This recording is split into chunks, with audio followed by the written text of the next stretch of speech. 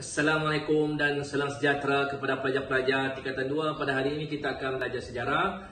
Diminta perhatian kepada pelajar, kena saksikan video ini sampai habis dan fahami dengan mengulangkannya seperti biasa. Dan pada itu juga pelajar-pelajar kena merujuk dalam buku teks untuk memahami topik pembelajaran kita pada setiap masa.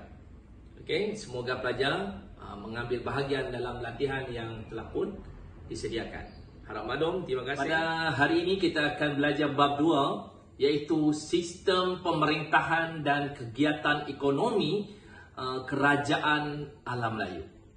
Dan sebagai permulaan, sebagai pengenalan, alam Melayu sebenarnya mempunyai sistem pemerintahan yang tersendiri, iaitu sistem beraja.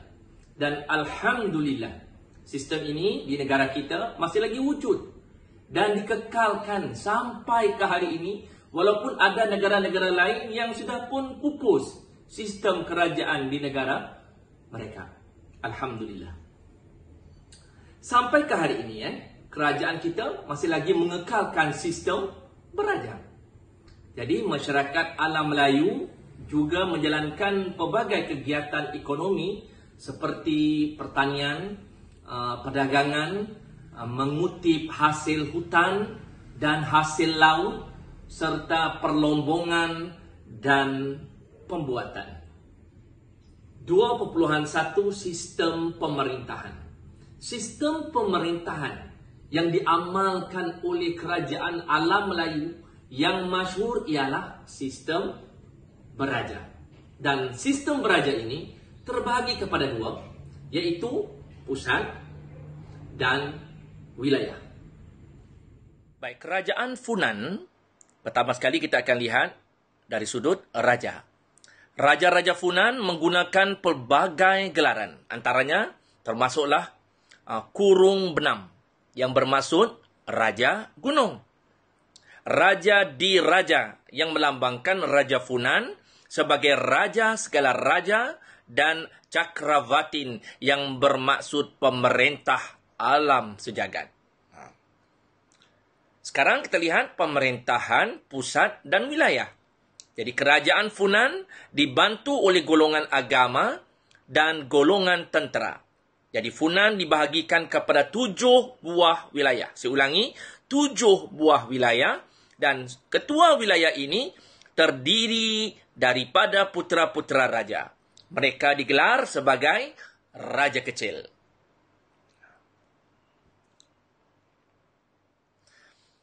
Manakala kerajaan Champa, dari sudut raja dia, raja-raja Champa ini menggunakan gelaran raja di raja. Ya, sama Jadi raja-raja Champa ini diiktiraf sebagai pemerintah yang mulia dan suci serta dikaitkan dengan Dewa Siva. Okay. Dan dari sudut pemerintahan pusat dan wilayah pula, kerajaan Champa dibantu oleh para pembesar yang bertanggung jawab mengutip cukai, menjaga keamanan, dan mengukuhkan pertahanan. Pada peringkat wilayah, Champa dibahagikan kepada 5 wilayah, iaitu Indrapura, Amaravati, Vijaya, Kautara, dan Panduranga. Itu pemerintahan pusat dan wilayah kerajaan Champa. Kita lihat seterusnya, kerajaan Sriwijaya. Dari sudut raja, Raja Sriwijaya mempunyai unsur kesaktian pula, dan dianggap sebagai bodhisattva yang merujuk peranan raja sebagai Buddha di bumi. Raja Sriwijaya digelar sebagai raja di gunung dan maharaja di pulau. Itu pemahaman raja di dalam kerajaan Sriwijaya. Manakala dari sudut pemerintahan pusat dan wilayah, raja dibantu oleh Yuva Raja, yaitu putra mahkota. Pratiyuva Raja sebagai raja muda dan raja Kumara. Raja turun dibantu oleh golongan agama, golongan tentera, pemungut cukai, hakim dan penjaga harta kerajaan. Jadi mereka ni semua ini membantu raja untuk mengurus pemerintahan pada waktu itu. Jadi kerajaan wilayah terbahagi kepada dua, iaitu kedatuan yang ditadbir oleh datu berketurunan raja dan pradatuan yang ditadbir oleh datu bukan keturunan raja. Okey, kena faham dekat situ. Itu inskripsi pada Telaga Batu tentang sistem pemerintahan kerajaan Sriwijaya. Tertulis dekat situ. Okey, ini kerajaan Sriwijaya. Seterusnya, kerajaan Angkor. Jadi kerajaan Angkor menurut dari rajanya, pemerintah rajanya menggunakan gelaran Dewa Raja yang mengaitkan raja sebagai dewa. Dah macam Tuhan pula. Jadi kuasa kedua dan ketiga yang penting dalam sistem pemerintahan ialah permaisuri, isterinya raja dan anak dia, raja muda. Ini pemerintahan kerajaan Angkor. Dari sudut pemerintahan pusat dan wilayah kerajaan Angkor, raja-rajanya telah dibantu oleh pembesar-pembesar yang bertanggungjawab dalam bidang keagamaan, kehakiman, keselamatan, dan perbendaharaan. Semua ini bertanggungjawab untuk membantu pentadbiran pemerintahan pusat kerajaan Angkor pada waktu itu.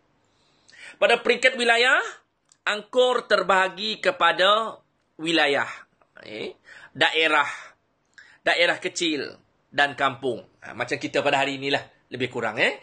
Baik, itu kerajaan Angkor. Sekarang kita lihat kerajaan Kedah Tua.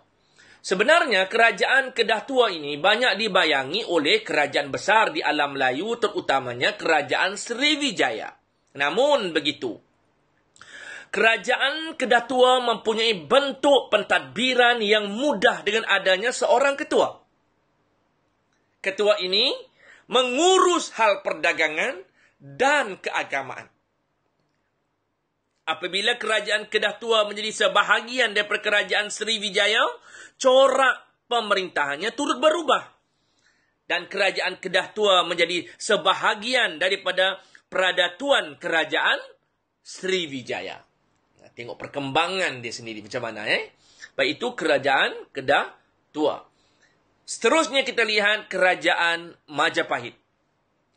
Raja-raja Majapahit menggunakan gelaran Maharaja. Bukan Maharaja lawak. Ini gelaran Maharaja. Jadi seterusnya gelaran Sri Maharaja. Wah, tambahan lagi. Dan seterusnya Sri Batara. Itu raja-raja di dalam kerajaan Majapahit. Kalau kita lihat pemerintahan pusat dan wilayah, raja dibantu oleh Sabta Prabu dan para pembesar. Sabta Prabu ialah majlis penasihat diraja yang terdiri daripada kerabat diraja. Majapahit dibahagikan kepada berapa? 14 wilayah. Kena ingat, Majapahit dibahagikan kepada 14 wilayah dan setiap wilayah dipecahkan kepada ini sampai hari ini ada dekat Indonesia, kabupaten. Kabupaten, kawadanan, pakuan dan kebuyutan, iaitu daerah kecil serta kampung. Itu nama-nama dia. Itu pemerintahan kerajaan Majapahit. Baiklah pelajar-pelajar sekalian, kita teruskan dengan kerajaan Gangga Negara. Struktur pemerintahan kerajaan Gangga Negara tidak jelas. Tidak jelas tercatatlah. Jadi kajian-kajian telah menunjukkan bahawa kerajaan Gangga Negara ini mengamalkan sistem pemerintahan beraja juga. Sebab dia berada dalam alam Melayu. Kajian menunjukkan pemerintahan raja. Jadi raja ini berperanan membangunkan kemajuan perdagangan dan bertanggungjawab dalam hal ehwal keselamatan. Peranan raja pada waktu itu sebagai pemerintah di dalam kerajaan Gangga Negara. Walaupun struktur pemerintahannya kalau kita lihat tidak jelas dalam catatan sejarah. Itu kerajaan Gangga Negara.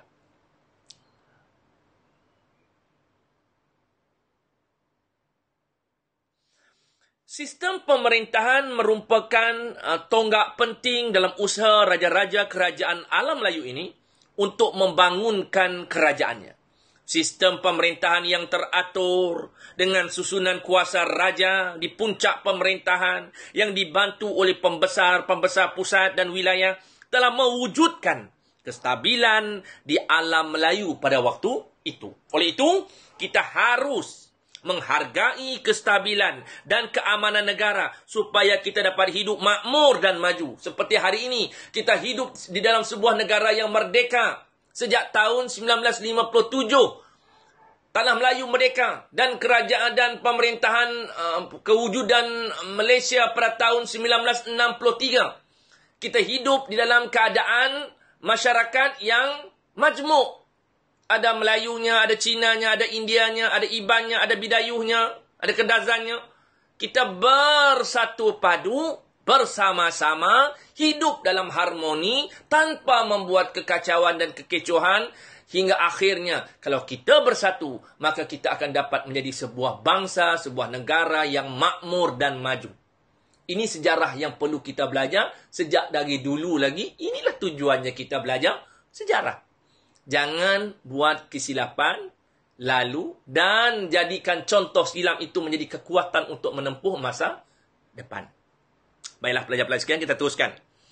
Jadi golongan ini terdapat dua, iaitu struktur sosial masyarakat kerajaan alam Melayu ini terbahagi kepada golongan pemerintah dan golongan yang diperintah. Pemerintah itu raja yang berada di atas, yang diperintah itu rakyat yang berada di bawah. Memerintah kena adil, kena bijaksana, yang diperintah perlu patuh, taat, memberi kerjasama untuk menjadikan kita sebuah bangsa, sebuah negara yang makmur dan maju. Ini penting. Jadi, yang selebihnya nanti kita akan belajar dalam bab yang ketiga nantilah. Baiklah pelajar sekalian, 2.2 kegiatan ekonomi. Kalau kita lihat penempatan awal dan peranan sungai di dalam memperkembangkan kegiatan ekonomi masyarakat kerajaan Melayu telah dibuktikan. Kalau kita lihat melalui penemuan arkeologi seperti yang telah kita pelajari sewaktu awak di tingkatan 1 dulu. Jadi masyarakat kerajaan alam Melayu menjalankan pelbagai kegiatan ekonomi seperti pertanian, perdagangan, mengutip hasil hutan dan laut, serta perlombongan dan juga pembuatan. Kita lihat alam Melayu mempunyai tanah yang subur untuk kegiatan pertanian. Pada tahap awal, kegiatan pertanian bertujuan untuk menyara diri, menyara keluarga sahaja, tanpa ada memikirkan faktor-faktor lain. Namun, apabila terdapat banyak lebihan hasil pertanian, maka ia telah dijadikan untuk dipasarkan atau dibekalkan untuk memenuhi keperluan penduduk-penduduk lain yang tidak terlibat di dalam kegiatan pertanian. Jadi, mereka jual. Sebahagian besar alam Melayu pada waktu itu, kalau kita lihat di tanah Melayu pada waktu itu, tanamannya yang popular ialah tanaman padi. Ada banyak sawah padi. Kalau kita lihat padi dalam kerajaan Funan, kerajaan Champa, kerajaan Angkor yang terletak di lembah Sungai Mekong terdapat manfaat daripada kesuburan tanahnya. Hujan-hujan yang turun telah membekalkan air ke tasik-tasik besar seperti Tan Lesap, seperti Ton Lesap yang digunakan untuk mengairi kawasan sawah padi. Pemerintah Angkor telah membina kolam yang dikenali sebagai bere untuk menyimpan air. Di Angkor, penanaman padi menuaikan hasil 3 hingga 4 kali setahun. Hebat, Manakala di Champa pula terdapat ketua air di setiap kampung untuk menyelenggarakan terusan dan daik. Tengok betapa pentingnya sumber makanan ini hingga dijaga rapi untuk menghasilkan padi yang produktif, yang baik hasilnya. Baik, itu kerajaan Funan, Champa dan kerajaan Angkor. Manakala kerajaan Majapahit di Jawa mempunyai tanah yang subur. Sebab apa subur? Dia ada gunung berapi, jadi tanah dia subur. Sesuai untuk kegiatan pertanian. Jadi sungai Bengawan Solo dan sungai Berantas membekalkan air untuk pengairan sawah padi. Pemerintah Majapahit telah membina beberapa sistem pengairan. Ini penting untuk meningkatkan lagi pengeluaran padi sawah. Jadi sistem pengairan amat penting untuk menjadikan padi itu subur. Jadi kerajaan telah pun mengambil tanggungjawab untuk membina beberapa pengairan agar dapat mewujudkan sistem pengairan yang lebih baik dan sempurna. Seterusnya, kerajaan Sriwijaya. Padi menjadi tanaman utama kepada kerajaan Sriwijaya. Padi sawah ditanam di kawasan pedalaman Palembang, terutamanya di Tanah Tinggi, Pasemah dan Hulu Musi. Okey, inilah kegiatan penanaman padi di kerajaan-kerajaan Melayu pada waktu itu. Selain daripada itu juga kita akan lihat rempah ratus pun ada pada waktu itu. Itu penting Rempah ratus di alam Melayu ini ialah bunga cengkeh. Mana dia bunga cengkeh? Ini dia bunga cengkeh. Bagi pelajar-pelajar yang tak tahu lagi bunga cengkeh, ini dia. Cengkeh yang ini cengkeh ni selalu kita tengok, tapi kita tengok bunga dia. Tu bunga cengkeh tu. Okey. Buah pala. Mana dia buah pala? Ni dia buah pala. Ini daun dia. Ni buah pala. Ni biji dia. Buah pala itu. Okey. Dan cengkeh. Lada hitam. Lada hitam. Di kampung saya isteri saya dekat Lundu pun arwah bapa mentua saya pun menanam lada hitam. Baru saya tengok lada hitam dari dekat. Macam mana biji dia dijemur macam mana. Pokok dia tinggi macam mana. Ni dia lada hitam. Okey. Jadi, bunga cengkeh ditanam di Kepulauan Maluku. Buah pala pula banyak ditanam di Pulau Banda. Manakala lada hitam banyak ditanam di Kepulauan Sumatera dan juga Kepulauan Jawa. Rempah ratus. Okey, selain daripada padi tadi. Jadi alam Melayu ini, kerajaan alam Melayu terkenal juga dengan rempah ratus. Selain itu, terdapat juga kegiatan pertanian yang lain. Selain daripada padi. Masyarakat kerajaan alam Melayu juga mengusahakan tanaman-tanaman lain seperti pisang. Sebab sesuai dengan iklim dan cuaca di Nusantara Melayu ini, alam Melayu ini. Tebu, bijan, kekacang, kelapa, setiap tepi laut, di tepi pantai itu, pokok kelapa ditanam. Sesuai ditanam pada waktu itu. Sayur-sayuran dan buah-buahan tempatan lah yang terkenal di alam Melayu. Mereka turut terlibat dalam kegiatan menangkap ikan. Selalunya begitulah. Duduk di tepi sungai, di tepi laut. Aktivitinya menangkap ikan. Ada juga yang menangkap ikan di sawah, di payau. Malahan ada yang berusaha menangkap kulit kura-kura. Ini antara aktiviti sampingan yang dibuat oleh masyarakat pada Melayu pada waktu itu. Pelajar-pelajar sekalian, untuk makluman, nasi ini adalah merupakan makanan ruji. Makanan utama. Tak ada nasi, tak boleh jadi. Makan apa sekalipun, mesti dengan nasi. Betul tak? Jadi, nasi merupakan makanan ruji penduduk alam Melayu.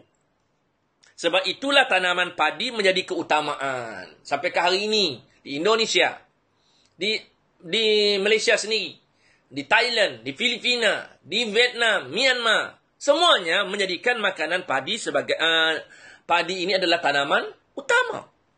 Hanya di bahagian kepulauan alam Melayu saja yang yang mengusahakan banyak tentang bunga cengkeh, penanaman bunga cengkeh, buah pala, lada hitam dan sebagainya.